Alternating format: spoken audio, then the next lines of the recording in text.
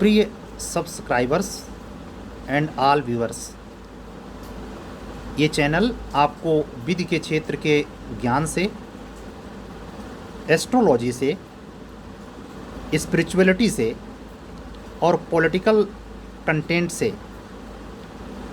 अपने विवेक के अनुसार अपनी समझ शेयर करता है और आपसे आपके विचारों को स्वतंत्र ढंग से कमेंट के माध्यम से आमंत्रित भी करता है।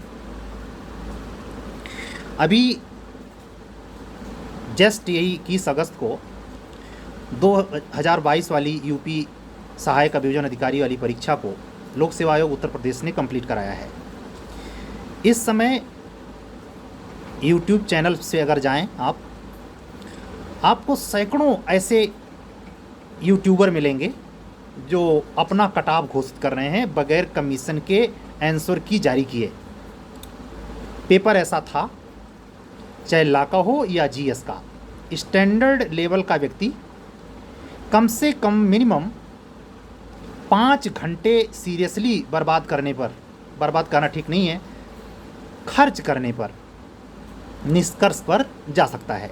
लेकिन उस व्यक्ति का आम होना जरूरी नहीं, या क्वेश्चन पढ़कर उसको खोजने वाला खोजकर्ता नहीं होना चाहिए। उस व्यक्ति को इस परीक्षा का कम से कम मिनिमम परीक्षार्थी होना चाहिए। यानी ऐसा यूट्यूबर जो इस परीक्षा को फेस कर रहा हो या इस परीक्षा के सिचुएशंस को से वो दो चार हो रहा हो, उसके कट ऑफ में सच्चाई की निकटता या सच्चाई की प्रतिशत मात्रा जो कमीशन जब डिक्लेयर करेगा, जैसे अभी जस्ट जब हमने ये वीडियो रिकॉर्ड करना शुरू किया, उत्तर प्रदेश लोक सेवा आयोग द्वारा 2018 एपीओ के प्रारंभिक और मुख्य परीक्षा के कट ऑफ जारी किए गए हैं। 2018 एपीओ परीक्षा में जनरल की जो कट ऑफ गई थी 103 नंबर और ओबीसी 104 नंबर, लेकिन उसमें ओबीसी की सीट और जनरल की सीट में कोई खास डिफरेंस नहीं था। टोटल सीटें 18 थी, इसमें आपको पता है 44 हैं, 8 जनरल, 8 एससी, 21 ओबीसी और 3 सीट इसमें ईडब्ल्यूएस जनरल कैटेगरी के लिए है। आइए इसके इस पक्ष को जानने के लिए कट ऑफ की वास्तविकता विधि के परिप्रेक्ष्य में जो दोनों प्रश्न पत्र हुए हैं, 50 नंबर का जीएस और 100 नंबर की जो लॉ पूछी गई है, उसके परिप्रेक्ष्य को समझने के लिए थोड़ा दिमाग में ये भी होना चाहिए कि उस व्यक्ति का जो कट ऑफ तय कर रहा है उसकी लोकल वैल्यू क्या है। लोकल वैल्यू कहने का मतलब विधि के क्षेत्र में वाकई वो नॉलेज रखता है या बस केवल सड़क छाप जो चाय की दुकान पर ठहाके लगा के गप सड़ाके में कट ऑफ तय कर दी जाती, या सुनी सुनाई बातें तो नहीं करता। इस पर भी इसका तय करने का आधार होता है। और रही बात इस प्रश्न पत्र के टफ या सामान्य या लो होने की, तो उसमें किसी भी प्रश्न पत्र में 2018 का जिन्होंने जो 2018 में परीक्षा में सम्मिलित हुए, जिन्होंने मुख्य परीक्षा दी है या जिन्होंने इसमें फाइनली जॉब पाई है, वो इसका निर्धारण करने में ज़्यादा सुविधाजनक स्थिति में हैं। मैं यही कहूँगा कि इस प्रश्न पत्र में सामान्य अध्ययन का पेपर औसत से बेहतर 50 क्वेश्चन पूछे गए थे। हर प्रश्न पत्र में 2-4 क्वेश्चन को 50 में छोड़ दिया जाए। जो सीधे से एक क्वेश्चन ये पूछा गया कि पेडोलॉजी का संबंध क्या है, मतलब मेरे कहने का ऐसा क्वेश्चन जिसका उत्तर सीधा सीधा सा, उसको छोड़ दें। तो चाहे जोड़े बनाने वाले क्वेश्चन हो, कथोपकथन पे आधारित क्वेश्चंस हों या कूट आधारित क्वेश्चन हों, सारे क्वेश्चन में आपके दिमाग की बत्ती सुलगाने के लिए सारा इंतजाम कमीशन ने किया था और एक्सपर्ट की अच्छी मदद ली थी। 2018 का एपीओ का पेपर ईमानदारी से देखें तो उसके सामान्य अध्ययन के प्रश्न पत्र में 50 क्वेश्चन के प्रकृति का जो स्तर था, उस प्रकृति को लगभग मेंटेन किया है 2022 के भी इस प्रश्न पत्र में। आप उस बच्चे के झांसे में कतई ना आए जो सिविल का मूर्धन्य विद्वान हो और कई बार उसने मेंस और इंटरव्यू दिया हो, तो बड़े नॉर्मली कहेगा जीएस तो आसान था। उसके झांसे में ला के बच्चे आते भी नहीं, आना भी नहीं चाहिए, क्योंकि ला के बच्चों की लड़ाई इनसे नहीं है। और ये 2011 या 2015 की वो एपीओ नहीं है 7 की, जिसमें सिविल का स्टूडेंट ये कहता मिले कि केवल जीएस के बदौलत हम सिलेक्शन पा जाएंगे। ऐसा नहीं है, प्रकृति बदली है, परीक्षा की चयन पद्धति बदली है। हाँ, एक रोचक आंकड़ा जरूर है 372 2015 बैच के यूपी एपीओ के बैच का, जिसमें ये क्लियरली पता चला बाद में। मैं ऐसा नहीं कहूँगा कि करप्शन या नॉन करप्शन, लेकिन ये जरूर आंकड़ा जरूर देखने को मिला कि 30 से 35% कैंडिडेट एकदम न्यू कमर आए। और ये 18 सीट जो 2018 एपीओ की आई, इसमें भी न्यू कमर अंडर 35 ही, या 18 में से कम 5-7 लोग तो ऐसे थे ही जो अंडर 30 भी थे। यानी कहने का मतलब हर स्तर के बच्चे जो इस परीक्षा को लेकर बहुत बेहद संवेदनशील है, उनके अध्ययन करने के तरीके में जो भी स्टैंडर्ड उनका हो, वो फाइनली सक्सेस पाने में सफल रहे हैं। तो ये बात इस कट ऑफ को लेकर के मैं इसलिए बोल रहा हूँ क्योंकि इन परिप्रेक्ष्य को बगैर समझे आप कट ऑफ जो बोली जा रही है, तमाम संस्था का नाम लेना ठीक नहीं है, जो यूट्यूब पर अपने आप को डंका बजाती हैं और आपके विधि के ज्ञान के लिए अपने अपने ढंग से दावे करती हैं, उससे बिल्कुल अलग हटते हुए इस प्रश्न पत्र में जो प्रश्न पूछे गए हैं उनकी प्रकृति विधि के और जीएस के दोनों के परिप्रेक्ष्य में मैं एक बात जरूर कहना चाहूँगा कि ये प्रश्न पत्र 2018 एपीओ के प्रश्न पत्र से बिल्कुल समानांतर है। थोड़ी सी सुविधा अगर हल्की फुल्की सी है तो जीएस में है। जीएस के पॉइंट ऑफ व्यू से ला के स्टूडेंट का मैटर सीधा जुड़ता नहीं, तो उस पर बात करना कोई बहुत लाजमी भी नहीं है, क्योंकि ये जो वीडियो है या इस वीडियो को जारी करने का मकसद ही है कि ला के वो स्टूडेंट जो बहुत ही अच्छे हैं, जीएस पे उनकी उतनी अच्छी पकड़ नहीं है और जीएस के कारण वो हर बार इस परीक्षा से बाहर होते हैं, वो इस वीडियो से काफ़ी सार्थक अपने आप को अनुभव कर सकते हैं। उनको कतई अपने आप को कमज़ोर या पिछड़ा हुआ या बिल्कुल निठल्ला नहीं मान लेना चाहिए। ये प्रश्न पत्र आपके कुशलता का ही परिचय नहीं था। आप यहाँ ध्यान रखें कि केवल सीट 41 है और 18 वाले बैच में केवल 18 थी। तो आप यहाँ भी एक कुशलता का और अपने मानक में जो भी नंबर आप फाइनल डिजिट में पाएंगे, मान लीजिए आप मेंस देते हैं, मान लीजिए आपका प्रीलिम्स कुछ नंबर से रुक जाता है, मान लीजिए प्री में एकदम बेहद बहुत ही ख़राब नंबर है, तो भी आप निराश ना हो, क्योंकि ये परीक्षा इसी प्रक्रिया का हिस्सा है कि अपने गलतियों को रिपेयर करें, उसमें रिफॉर्म करने की सारी गतिविधियों पर पक्की नज़र रखें। हम गलती कहाँ कर रहे हैं और किस लेवल पे कर रहे हैं, क्या याददाश्त के स्तर पर, क्या मनोवैज्ञानिक स्तर पर, या हमारे वो क्वेश्चन अधिक गलत होते हैं जिनको अक्सर हमारे सीनियर कहते मिलेंगे कि आसान क्वेश्चन। ये भैया आसान क्वेश्चन का माना क्या होता है? जो हमें याद है वो आसान है, जो नहीं याद है वो टफ है? नहीं, यही क्लियर होना चाहिए। जो क्वेश्चन कॉन्सेप्ट बेस्ड है, जिस पे समझ आधारित है, स्मृति नहीं, अगर समझ आधारित है तो निश्चित तौर पर उस क्वेश्चन के गलत होने का अर्थ हुआ कि आप में समझ का विकास अभी नहीं हो पाया है। लेकिन अगर स्मृति बोध पे आधारित क्वेश्चन गलत हो रहा है तो बिल्कुल इसमें चिंता करने की जरूरत नहीं। आपको याद नहीं गलत हो गया, ये क्वेश्चन आसान था गलत हो गया। आसान वो भी हो सकता है किसके लिए? जो समझ वाला है। तो समझ वाला इस याद करने वाले को उतना नहीं कहेगा जितना समझने वाले क्वेश्चन को कह देगा जनरली ये आसान है। तो आसान क्वेश्चन कह देने मात्र से, जैसा यूट्यूबर बोलता रहता है, ऐसा नहीं है।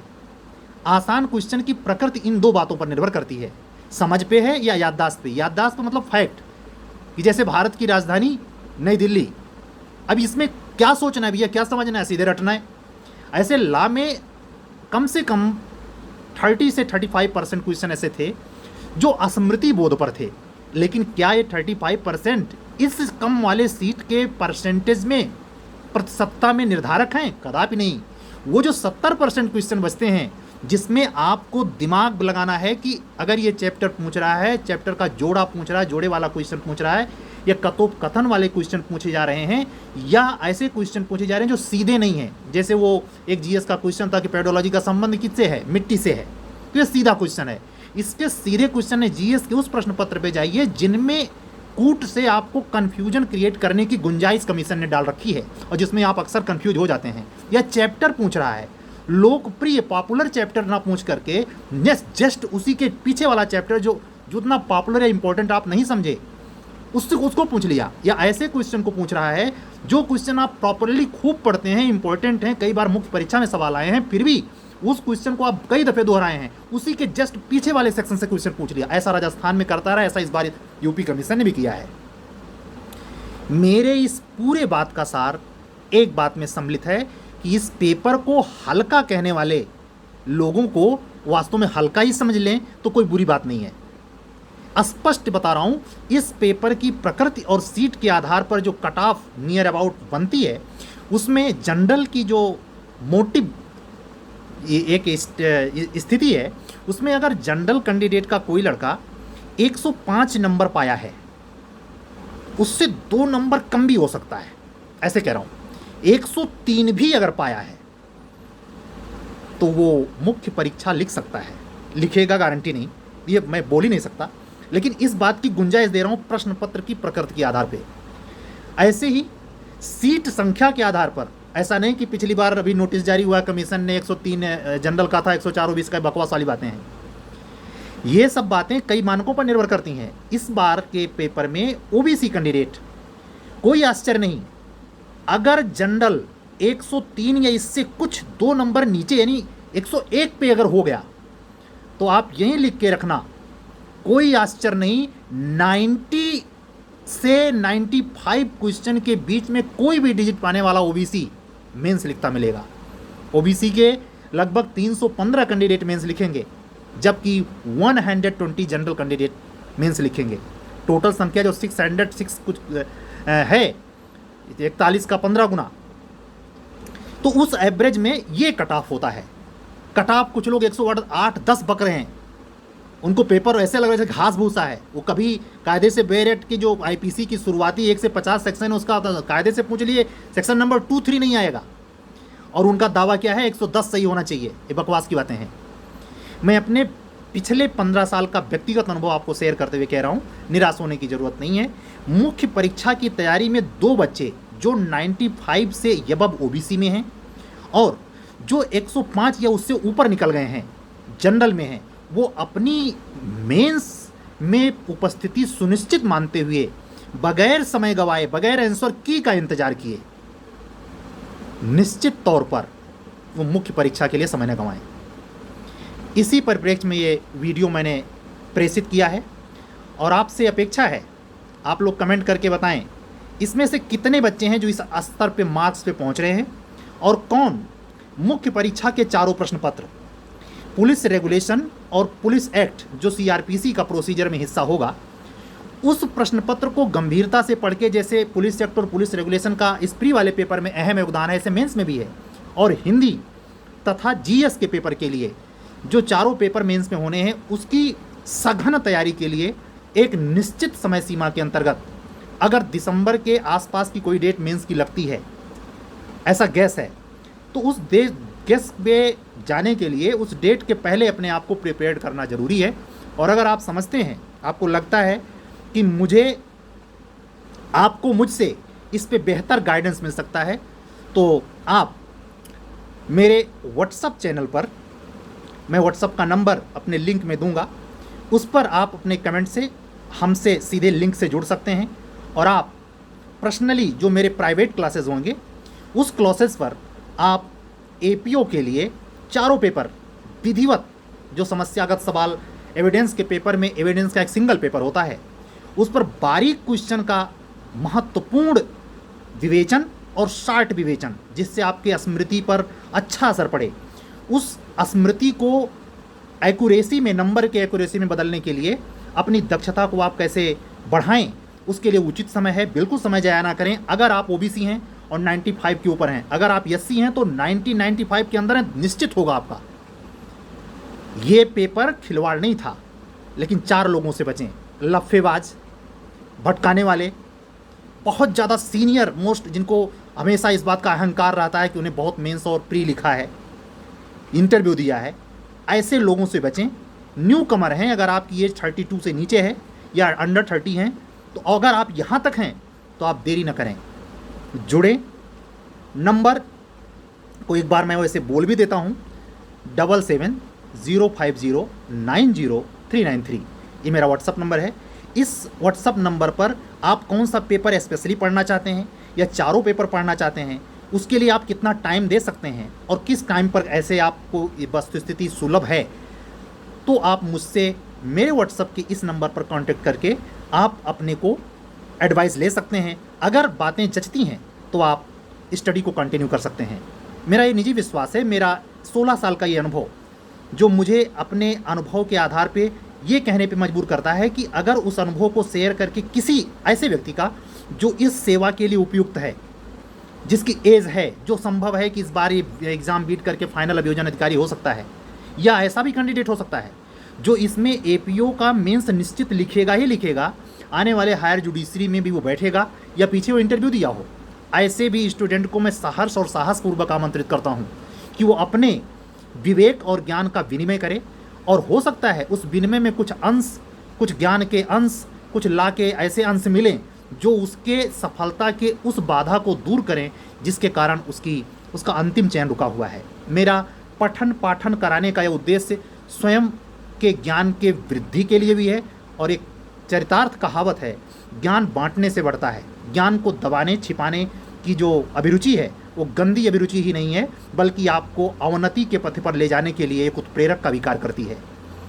मैं इस आधार पर, जब मुझे ऐसा लगा कि सिलेबस की एक कमांड पोजीशन है जहां मुझे समझ का दिक्कत नहीं है और इस चीज़ को डिस्ट्रीब्यूट करके उन जूनियर या सीनियर बच्चों से कुछ पाया और दिया जा सकता है, तो मैंने ये मंच चुना और यूट्यूब पर मैंने करीब 25-30 दिन पहले मैंने अपना चैनल बनाया। एक बार मैं फिर से अभियोजन अधिकारी की प्रारंभिक परीक्षा देने वाले समस्त स्टूडेंट को, प्रारंभिक परीक्षा जिन्होंने दी है और जिनके अंक मेरे बताए गए कट ऑफ के अंक के आसपास हैं, उनके मेंस लिखने की शुभकामनाओं के साथ अपनी वाणी को विराम देता हूं।